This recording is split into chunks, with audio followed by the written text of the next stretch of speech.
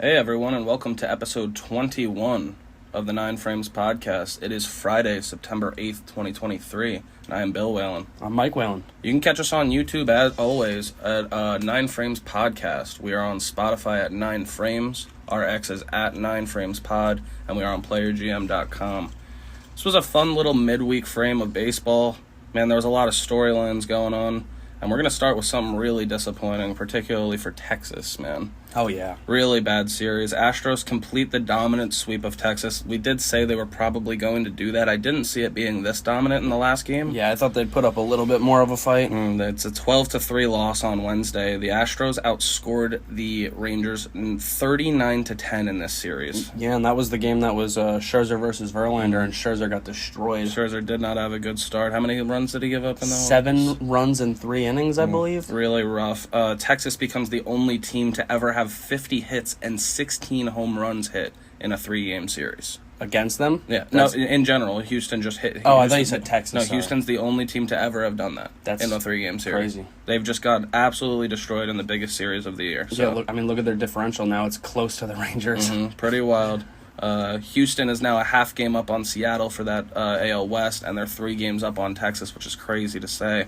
Texas is a half game back of Toronto for the last wild card spot. Yeah, they really need to turn it around. Out of the soon. playoffs for the first time since April. They're not in the playoffs. Very disappointing stuff. Yeah, they're certainly running out of time, too. Moving on over, Miami and the Dodgers split the final 2 of their 3-game set. We kind of said we thought it might be a split, but a split is big because it means that Miami takes 2 out of 3 in this. Absolutely. Game 2 is an 11-4 Miami win, and Game 3 is a 10-0 Dodgers win. So they are both lopsided games, but Miami does take 2 out of 3 in the series, and they got to be feeling good. Yeah, of course. I mean, that's probably the second best team in baseball, maybe third if you count the Orioles, because they're playing fantastic ball again on another 5-game win streak. Tough to compare Baltimore and the Dodgers just because of how little those teams have seen each other. Regardless, they're the second best team in the National League. Most definitely. And they just went in there and won a series in a time where they absolutely need to. Definitely a statement series win for Miami. Now they sit a half game back of that wild card spot, man. They could get in. If they won that last game, though, yesterday, they would have been tied. The reason they're not in there firmly is because we talked about another series we thought might end in a sweep, and it did. Chicago finished the sweep of the San Francisco Giants. They beat them 8-2 on Wednesday. Pretty brutal, man. The Giants are now at 500. They're 70-70. That is the same record as the New York Yankees. Yeah, I said that, man. I'm pretty sure they have the exact same amount of runs scored as the Yankees, too. They do. They both sit at 594 runs scored, but the Giants have given up 12 more runs. So the Giants are just simply playing worse ball than the Yankees, but since the Yankees are in the AL, they sit 7 games back to the Giants, only 2.5 game back. To be fair, the Yankees have kind of picked it up recently a little bit more, and the Giants have just gone the opposite direction, man. They can't win a ball game. Yankees would love to be 2.5 back right now, though. That's where the Giants sit. 100%, yeah. I mean, but they're 2.5. When you're 2.5 back and you're on a 6-game losing streak, man, it's got to feel like a hill. Yeah, San Francisco's definitely not feeling great right now. Who do they have on the weekend coming up? A series against the Rockies at home, so you have to get wins back. It's a little bit of a break series for them. Get off that schneid, please, San Francisco. Especially being at home and not Colorado. For a couple of weeks there, we were saying we're pretty confident that San Francisco is going to be one of those teams that gets in, and definitely not so much anymore, man. I mean, it's still entirely possible, but they've dropped off a cliff. Yeah, they got to wake up. The last series that we talked about on Wednesday was Seattle and Cincinnati. Seattle did escape with that last win that we said they needed to get out of there with versus the hot Cincinnati Reds, that is, 8-4 on Wednesday. They are now 2 games up on Toronto for the second wildcard spot, and like we said, they sit a half game back of the hot Houston Astros. Yeah, I mean, I still think that the West is going to come down to the last couple weeks or so. I think it will, not too. Couple weeks, maybe a week. I see it as a war of attrition that the Astros will end up just winning. Because of experience, yeah, just by a little bit.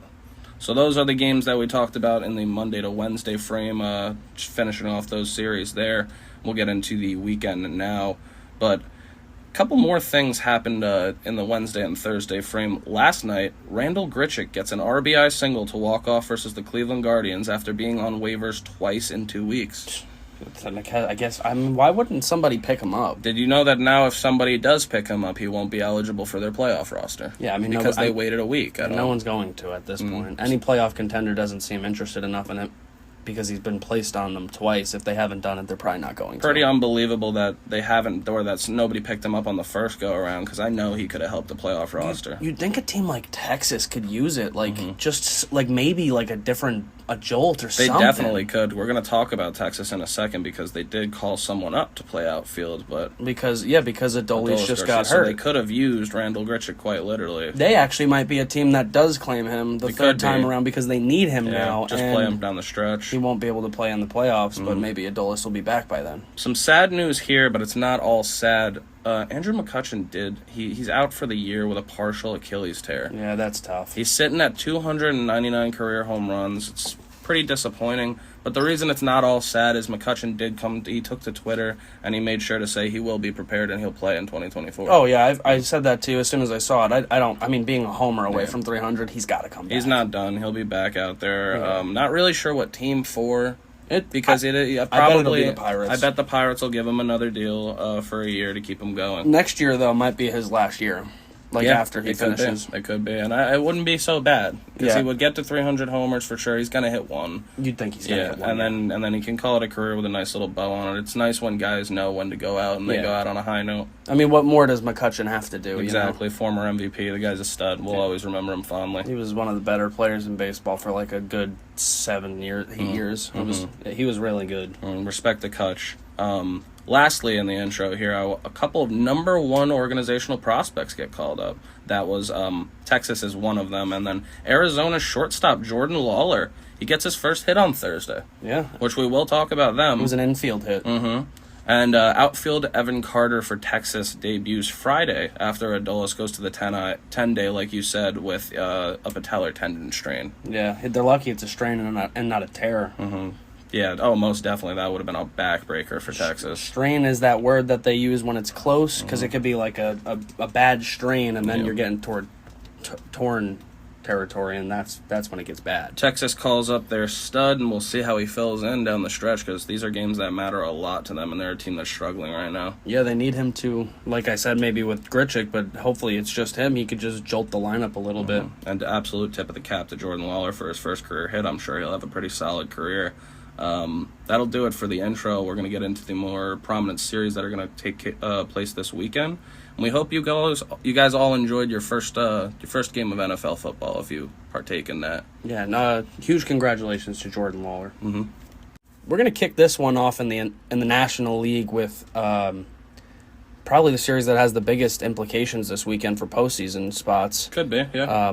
The Cubs are hosting a massive 4-game against the Arizona Diamondbacks in Chicago. They just sit 3 games up on Arizona, so they played 1 on Thursday, and now they got 3 more. Playing a 4-game series, they came in up 4 games, so exactly a 4-game sweep would have done it for Arizona. And it's still entirely possible because they did take that first one to 6-2 on Thursday. Arizona now sits a half game up on Miami and Cincinnati because of that win, too, so it was huge. Yeah, Arizona firmly on that last spot, and they just got to keep it hot. The D-backs scored early on that one yesterday as Tommy Pham hit his 14th home run. He's been an absolute jolt for that team. He has been really good, electric for them, and the clubhouse loves him. Yeah, that was in the first, like I mentioned, and then it was followed by a 2-run homer for Ketel Marte, who's kind of becoming their franchise player, maybe. Yeah, he's been there. He's been there for a while, and he's good. That was his 22nd of the year in the 3rd inning. And love to see a second baseman able to hit like that. Oh yeah, and he can just move to the outfield and play a decent center. I've always been a fan of Marte. He's good. Yeah. That puts the Snakes up 3-0 in the 3rd, and the pitchers were Ryan Nelson, and he just kind of outdueled Assad on the Cubs. Yeah, we've been saying he looked pretty good recently, and he looked pretty good in this game too, but not that good compared to Ryan Nelson. They both go 5 1/3. Nelson gives up 1. Assad gives up 3. There you go, just slightly edged him out. Just 2 more runs in the same amount of innings. It could have went either way. And the D-backs pen just completely shut it down after they got the lead. Right. And Nelson dipped. Yeah, Paul Sewald gets his 31st save of the year. He's sitting at a 3.27 now, and Man, that trade is looking good. Yeah, I was gonna say, man, when Paul Sewald was on the Mets, I never envisioned him having a 30-plus save season. No, he's been really good since he went to Seattle, and I think it was a good change of scenery to put him in another playoff position. Honestly, I think that's one of those win-win trades in general for both teams. Fair They to both say. have gone up since doing it. Yeah, kind of hard to disagree with you on that one. Yeah, so, and then, dude, the rest of these games, I mean, there's some good pitching matchups in this game. Yeah, you could see or in why this series. You could see why these teams are in the playoff race. So game 2 tonight is going to be Zach Gallen, who desperately needs to bounce back after his rough last starts. 2, against the Dodgers and the Orioles. Mm-hmm. He's now 14-7 with a 3.48, so he's at like a 3.5 now. Really tough 3 starts in a row for Gallen. to Oh, draw. yeah. He gets L.A., then playoff Baltimore, teams. then the Cubs. Yeah, man. 3 playoff teams, and 2 of the 3 of them are the 2 out of the 3 best teams in the league. That's pretty rough. Yeah, he'll be facing off against Jamison Tyone, who's 7-9 on the year with a 5.73.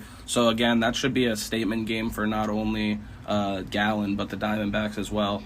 That's one they want to take. They really need it, actually, and because, the third game, dude, this is the pitching matchup that everyone should be watching. It's Merrill Kelly, who's 11-6 with a 3.22, now has a lower ERA than Gallen, by the way. Pretty well. Taking on potential Cy Young favorite, Justin Steele, who's 16-3 with a 2.55. Yeah, this is the game to watch for sure on Saturday, man. It's going to be fun, and I don't see this game going any way but a pitcher's duel. Yeah, and Steele's on the quest for a 20-win season, and this is a tough game for him to go. And if the Cubs are down 2-0 by that point, man, they're going to want their guy to answer back. They're going to need him to answer back Most if they definitely. lose tonight. That's a team that's missing Stroman right now. Oh, yeah, for sure. I actually kind of forgot that he was hurt, to They be could honest really with you. use him because Yeah. they keep going like that. Assad game probably would have been Stroman, and I think it could have shaped out differently. I think it would have been Stroman. There you go. Yeah, very true. I actually hadn't even considered that. Good call.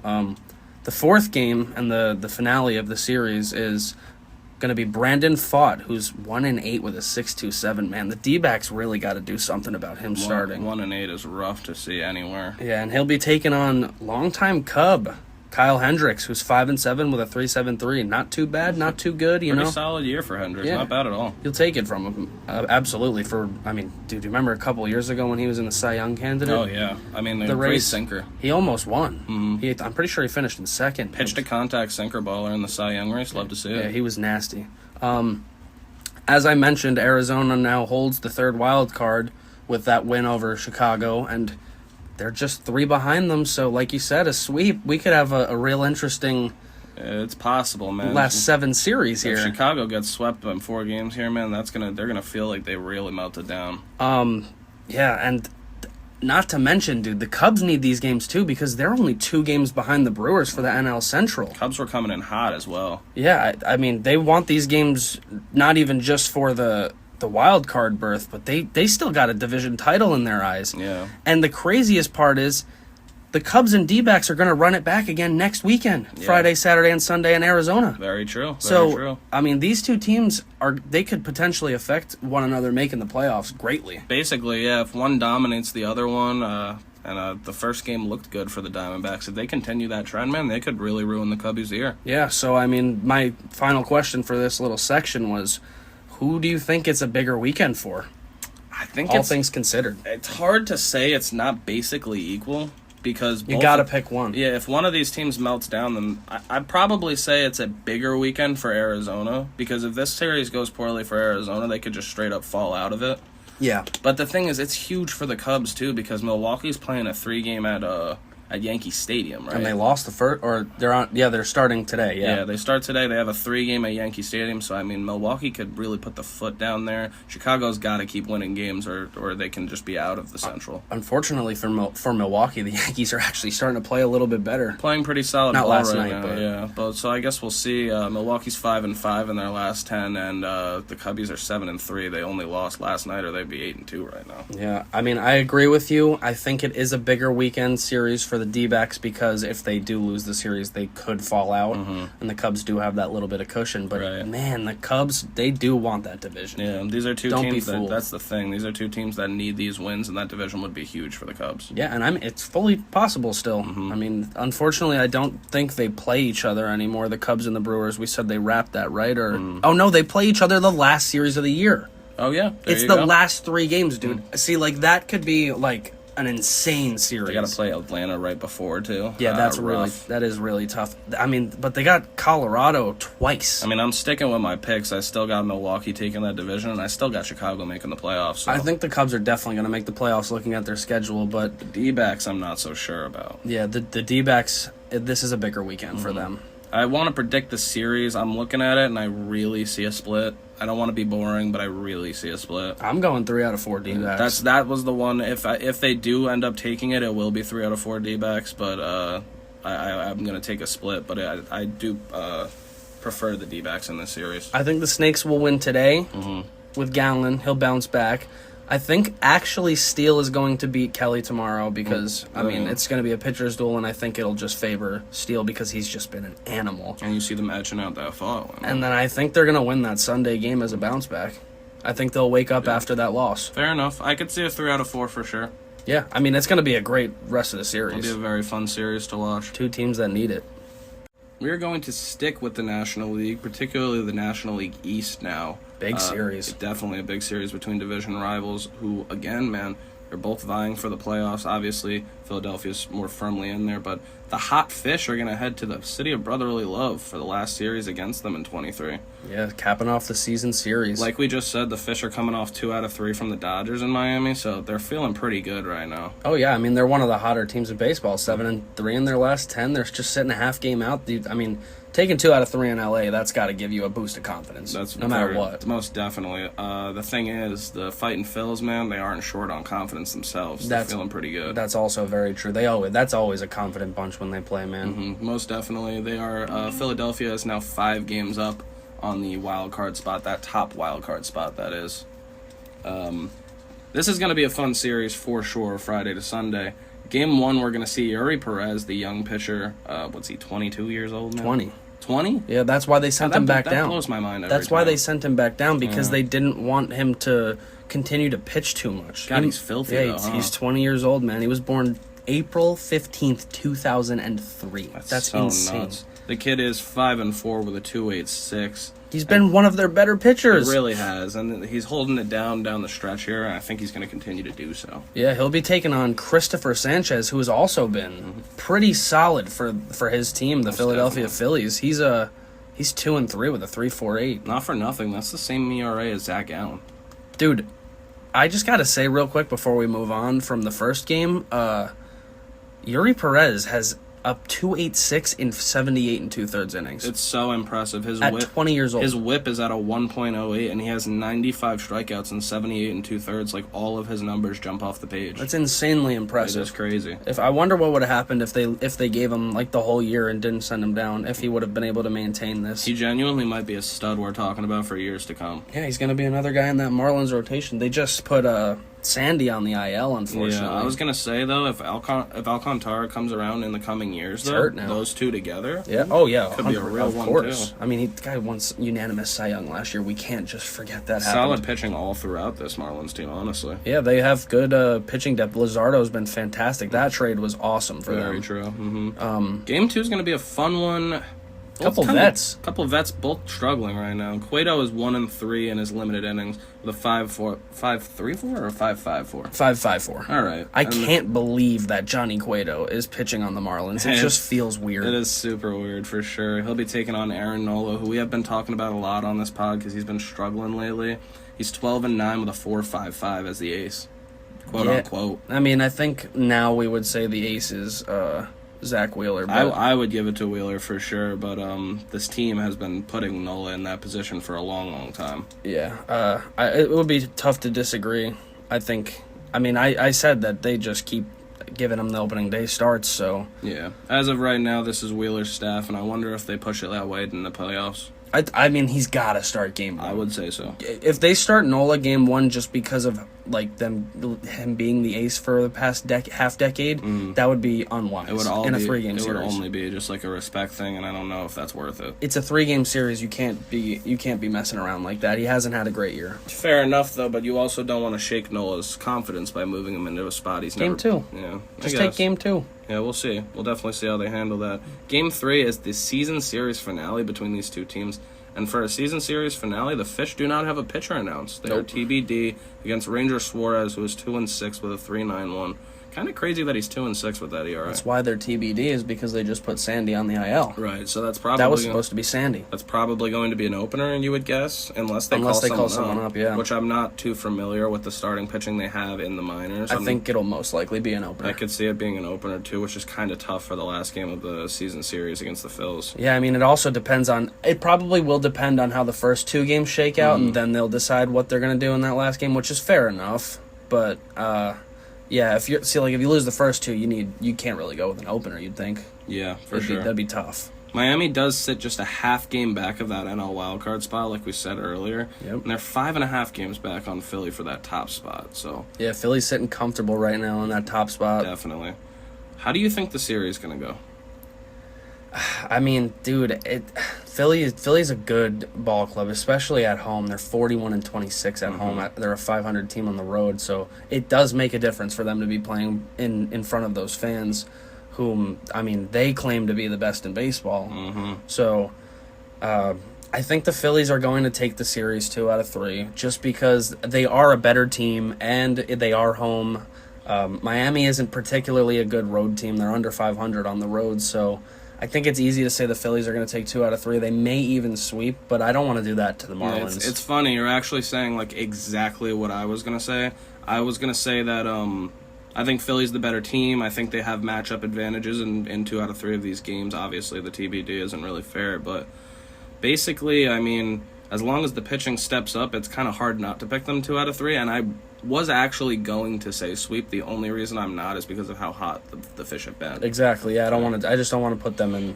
I don't want to give them the label of the sweep when they've been one of the hotter teams. The Marlins are too hot, and I think that we'll probably sneak away with 1 because of the way they've been playing lately. Just took 2 out of 3 from the Dodgers. Exactly. They could fully win the series. I'm just saying, a benefit of the doubt, I'm giving it to the Phillies because they're a good home ball club. I would give it to Philly as well at home with pitching advantages in at least 2 out of 3 of the games. Yeah, and hopefully Sandy heals up soon and can come back for them down the stretch, because they need him, and they need him to be last year's Did Sandy. they say anything about the seriousness of the injury? I think it's just a 10-day IL kind of thing, but hopefully, I mean, you never know what how the teams convey information. You gotta hope that ends at 10 and he comes back quick. Yeah, definitely. Fish need him.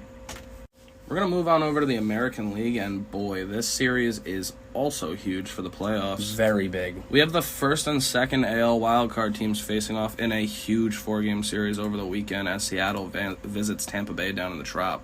Yeah, I mean, it's big for both teams, too, because, I mean, the Rays are not out of that divisional race. But Baltimore is gaining games on them now. Well, yeah, they're on a 5-game win streak. You're most of the time you're going to pick up games. And fun fact, folks, these teams will be playing each other in a playoff series come today. Yeah, the Mariners and the Rays. It would be the 5-4. If the season ended today, this 4-game would be what we were watching for a 5-game, you know? Yeah, and how did the first game go on Thursday? Yeah, first game was very interesting. It was a crazy pitcher duel as Luis Castillo went 6 shutout innings and K'd 8. And man, Zach Littell, though. I saw that. Zach Littell, this is a heartbreaker for him. He goes 8 innings pitched and gives up 1 earned. That's all for the game. Just 1 run in the second inning. It's a 1-0 Seattle win on a Mike Ford single through the infield. All right. I saw that this morning, and I actually had to go into the box score of this to see. Dude, he has played, I think, 21 games for the Rays. 11 of them are starts. So for him to give them 8 innings... 8 1-earned innings. Out of somebody that they probably view as an opener, like an opener going 8 innings is unheard of. Absolutely unheard of. And of course, what team does it? I was going to say that's absolutely Rays baseball. They nabbed him from the Red Sox and he was having a shitty year, and now he's going 8 innings of 1-run ball for your team. Like, come on, dude. You put that jersey on, you just get revitalized. It's crazy. It's insane. They've been doing that for like a decade now. Matt Brash looked absolutely filthy in the 8th of this game. He made Randy Arozarena look silly in a 3-pitch strikeout. The first pitch wasn't a strike. I'll give him it was a high. I think part of the reason he got the strike call is because of how confused the ump was. Randy looked. Well, the ump was also probably confused because Matt Brash's slider Randy moves. turned like the ball was going to hit him, and the ball was in the middle of the zone. It was just high. So, it was hard not to call it a strike as the ump when someone looks that silly. Yeah, fair enough. I mean, it doesn't really matter when you see the next 2 swings he had in that at-bat. He was not seeing that slider at all. Young stud flamethrower Andres Munoz gets his 12th save of the year, and that'll do it, folks. Yeah, he's good. After that game, Tampa Bay is 7.5 up on that top spot, and Seattle is 2 games up on that 3rd spot. Also a half game out of Houston. I think those two pitchers you just mentioned for the Mariners, Munoz and Brash, are the reasons they were comfortable enough to let go of Sewald. I think you're 100% right, but you got to think, man, if you had if Brash is your 7th, though, and then Munoz is your 8th. I agree, but listen, man. It's worked out for them, so I'm going to give them the benefit of the doubt here. They knew what they were doing. Hard to say that they didn't. Game 2 is going to be George Kirby, which is going to be the hometown kid. 10-9 with a 3.39 on the year versus Taj Bradley, the young Tampa Bay pitcher. 5-7 and a 5.42. You think Bradley gets it under control here? It's going to be a tough team to get under control because the Mariners' offense has been thumping. I don't know though, because it's funny though. He's highly touted. I really thought he'd have a better rookie campaign. I kind of feel like he was brought up a little prematurely. Yeah, I mean, that's hard to say when we're talking about guys like Yuri Perez, who's a stud at 20. Well, I mean, everyone's different. Most definitely. I just don't know if he was ready. I don't know if Perez was ready. He just came up and he's just proving that he is. Yeah, fair enough. Well, how do you think he'll get it under control in that scheme? I mean, the Mariners did just struggle last night. Mm-hmm. They only had 5 hits, so you got to take advantage of them being semi cold right now. So if there is a time, it would be right now. But no, I don't think. I think the Mariners are probably going to score a little bit more runs tonight. Definitely have to see if the bats wake up. It's a little weird because for some reason Seattle's got 2 TBDs coming up after that. That is strange. Very funny. I'm not sure what the confusion is. It must be a confusion, right? Because they can't just not have 2 pitchers. I'm trying to think because you said Castillo started. Gilbert was right behind him. No, Kirby. No, I'm saying behind Castillo. Like he was the one. He started Wednesday. Right.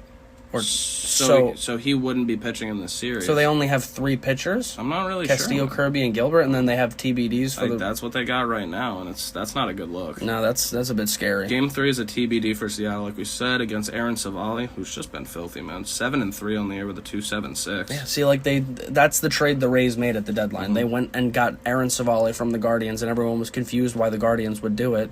Because he was good, and now he's on the Rays, and they're going to make him look even better. Guardians let their fans down again. Yep, of course. Game 4, Sunday, another TBD for Seattle, like we said, against Zach Eflin, who's also just been solid, man. 13-8 with a 3.47. He's another guy. I mean, I kind of knew that was going to happen when he signed with them. I was like, I forgot who I was talking to, but I was like, he's going to be good for them. You know he will. Zach Eflin is exactly the type of guy you would think would go to Tampa Bay and have a great campaign. And, I mean, dude, well, what did you just say he was? He's 13-8 with a 3.47. 13 wins? That's nothing to scoff at, ERA man. sitting .01 behind Zach Gallen. He got a chance to be a 15-game winner, bro. 3.5 ERA guy. You got to give him credit. Yeah, he's definitely having a good year. Seattle 2 games up on Toronto for that second spot, and 2.5 games up on Texas. How will that look after the weekend? It's still a log jam, man. I don't know. The Rangers are being benefited by playing Oakland. They need that. They definitely do. But in all fairness, they do historically struggle against Oakland. They are an awful ball club this year, but for sure. You never know. I mean, it's a divisional. They're all divisional battles, so I don't know. It's worth noting too that Houston starts a series against Seattle against San Diego, and Seattle is only a half game back of them for the West. Yeah, I mean, San Diego's still no joke. They can go out and thump the ball. Lowest team ERA in the league, actually. I can't believe they're having a really weird season. Padres have the lowest team ERA in the league, so it's not going to be an easy series for Houston. Yeah, I mean, they're and you said they're in Houston. That's kind of tough. The Padres are pretty ass on the road, but yeah, I'm gonna say I think the Mariners are gonna win this division. I think they're the best team here. They've been playing the best since the deadline, and if they don't win it, I'm gonna give the second spot to Houston. I think the Rangers are kind of fried, unfortunately. I don't know what's going on. I don't know why they can't stop the bleeding. It doesn't matter who's on the bump. Like literally, even Scherzer just got shelled like he was a rookie. I wonder if it goes so bad to the extent they really miss the playoffs altogether. I hope not for their sake and their fans' sake, but like, it's getting bad. Most definitely. It's getting real bad. Yeah, they're in panic mode. They've had it's not even just like a week now. It's been like 3 weeks. We're getting close to a month of just bad baseball from the Rangers. Yeah. This series is a hard one to pick. Don't be surprised if the Rays take the next 3. That's kind of what they do. But I wouldn't be surprised if it's a split, too. I think specifically for that series, I think I think I'm going to be boring and say it'll be a split. But Yeah. then, I don't know. Can't give Seattle the benefit of the doubt with 2 TBDs coming up. Yeah, that's the problem, is we just don't know who's starting. But it doesn't always matter. No, we'll get some clearance on that, but the thing is they have some great pitchers coming up to face off with in those games. Yeah, maybe they won't be openers. Maybe they just don't have everything sorted out That's what I at was this moment. thinking. That's what I was thinking. I'm not really sure. Yeah, so maybe we'll check again on Saturday, and there'll be two starters announced. It's a hard series to predict, so, I mean, we won't really try too hard to dive too deep into the predictions. We're just kind of going to cap that off for you guys on Monday and go over what happened. Yeah, I'll say a split. I'll say a split or Tampa Bay takes 3 out of 4, but we'll talk to you guys about it on Monday. And the final little section that we're going to talk about is still in the American League, and it's a divisional matchup. Boston is going to be making their metaphorical last stand as they host the first-place Baltimore Orioles for 3 this weekend, while they sit 5 games back of that last wild card spot. And it's just not going to be an easy series, man. A brutal draw. At least they're in their home ballpark to make this stand, but, man, yeah, they got to fight the best. Yeah, and I mean, if you look at the pitching matchups, it's not really the greatest for them because Game 1 is going to be the stud Kyle Bradish, who's been probably the Orioles' best pitcher this year. Really great on the bump. Nobody knew this was coming. He's been 10-6. He's 10-6 this year with a 3.03, almost in the 2s. Yeah, don't be surprised if he's in the 2s after this. And he'll be taking on Tanner Houck, who is 4-8 with a 5.07. So immediately you look at it and you say, this game favors Baltimore. Bradish is coming off a phenomenal start, too. His confidence is at an all-time high in the season, I would say. Because anytime these two teams match up, you know Baltimore's offense is better. So if they have the advantage on the bump, and their bullpen's better as well. Yeah. So if they have the advantage at the start of the game, it's going to be tough to beat them. Definitely. They're a team that shortens the game for sure. Yeah. I mean, Game 2 is going to go Jack Flaherty, the new Oriole, who's 8-8 on the year with a 4.84, against the vet Chris Sale, who's 6-3 with a 4.46. Very similar pitchers this year, honestly. You think Sale can revert back to his greatness when Boston needs him the most? I think he absolutely can, but will he? I'm very surprised that Chris Sale has a lower ERA this year than Jack Flaherty. That's kind of jarring. Yeah, but it's a rough year for Jack, for sure. he could be good any given night. Either of them. I mean, Sale could go out there and give you a 10 strikeout performance easily. I mean, he's still got it, but it's just been very few and far between these days is the thing. I think when we recap this game and we look back at it, we're going to be looking at how both of these guys went 5 innings or so, gave up around 3 runs. 3 to 4. Yeah. That's basically the type of game that's going to be, and it's going to come down to the bullpens. You never know, though, because Baltimore's remember that the first couple starts that Flaherty had for the Orioles, he was really tearing it up. He was going like 7 scoreless, 7. Like you said, both these guys can shut it down for sure. That's just not how I really see it going in a hitter's ballpark like Fenway. That's fair enough. Game three, is going to be the young stud. I mean, we talked about him.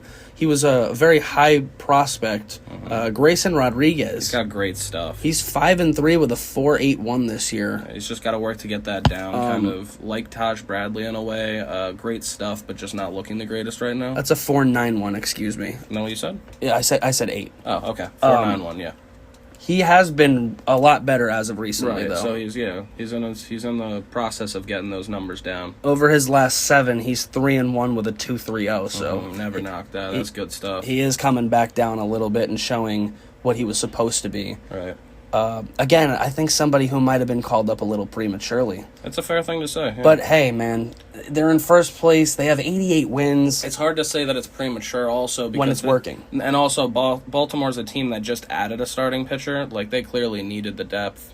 Yeah, and also their offense is so good it could pick him up when he's struggling. Very true, and they have. He's 5-3 on the year. Yeah, I mean, if you're 5-3 with an almost 5 ERA, you're struggling, and you're a positive win differential.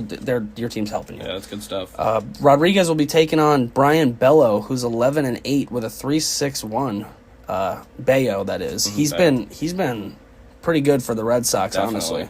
honestly. Which young pitcher do you think steps up more in that finale? I'm not going to lie. I kind of see Bayo stepping up for them in this one. And I wouldn't be shocked if this is the only game they sneak out of there with.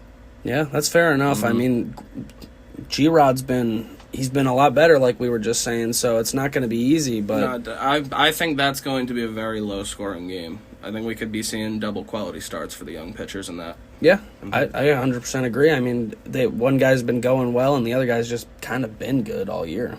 Yeah, it's worth saying Baltimore is now 4 games up on Tampa Bay for the AL East. They've been like within the 2 to 4 range on them like for a while.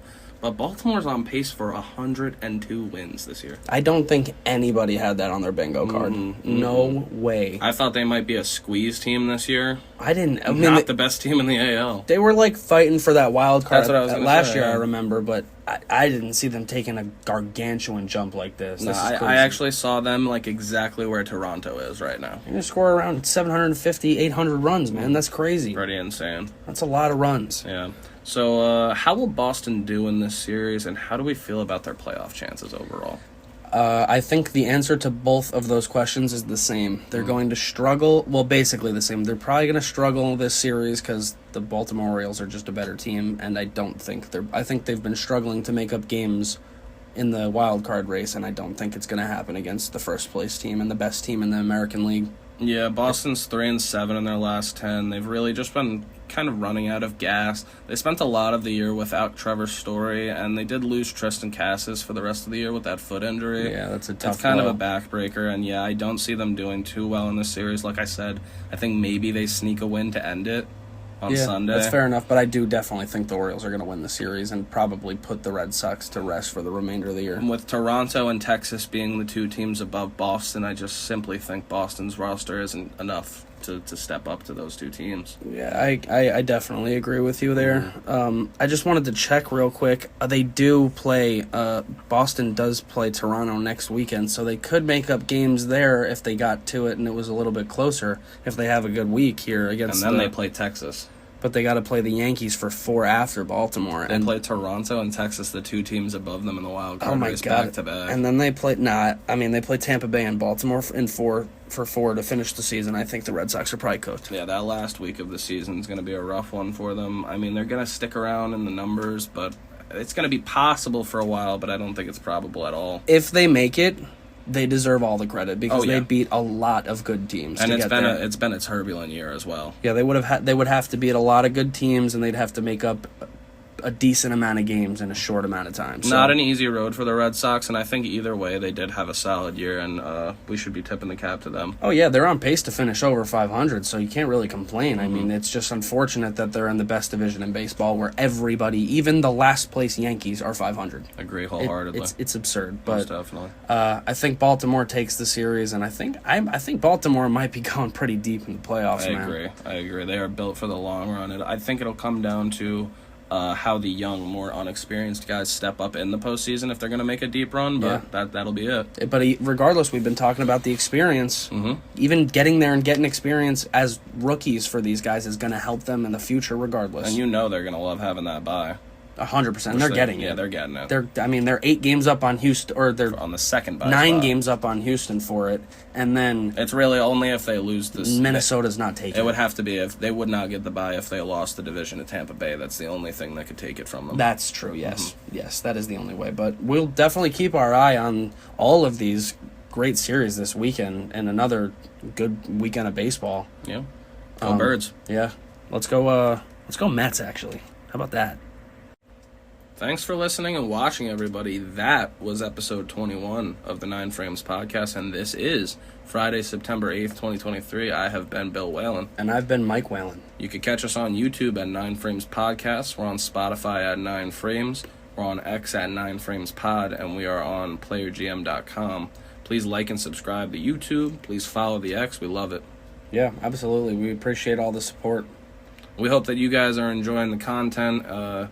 We hope that you guys are enjoying this stretch of phenomenal baseball we're getting right now. It's been a really fun season. Yeah, buckle up because it's only going to get better down the stretch, and then the postseason's going to be a masterpiece. Yeah, can't wait to cover the postseason and those games in the series coming up, man. That's going to be a lot of fun. Baseball playoffs are different, and I hope everybody that is interested in this pod is locked in. We'll take you along for the ride, and we hope you enjoy. Enjoy your weekend.